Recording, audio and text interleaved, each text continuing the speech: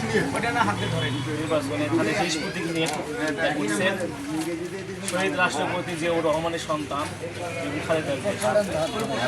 গণতন্ত্রের জন্য যে মানুষ একদিন অক্লান্ত পরিশ্রম করে যাচ্ছে এবং কারা ভোগ করছেন এবং জুলুম অত্যাচারের সে দেশ ছাড়া হয়েছিল। এখন আল্লাহ পাক আবার আমাদের সুদিনে এই নেতাকে আমাদের মাঝে আমরা পেয়েছি।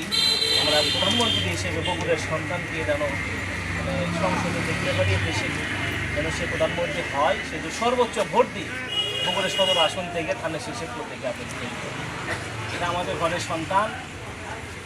এই মার্কায় শহীদ খালেদা জিয়ার আমানত, এখানে এই আমানতকে রক্ষা করবে না, এটা আমাদের চাওয়া পাওয়া। আশা করি সবাই ধানের শীষে ভোট দেবে, সবাই ধানের শীষে ভোট দেবে। তারেক জিয়ার বগুড়া সদর আসন থেকে নির্বাচন ইনশাআল্লাহ আমানত একবার গ্রামের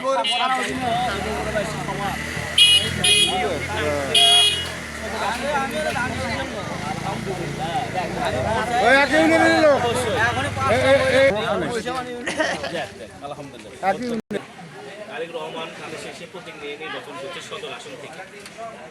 16 তারিখে ভোট, ইনশাআল্লাহ ধানের শীষের প্রতীকে নির্বাচন করছেন বিএনপির চেয়ারম্যান জনাব তারেক রহমান। তারুণ্যের প্রতীক ধানের শীষ।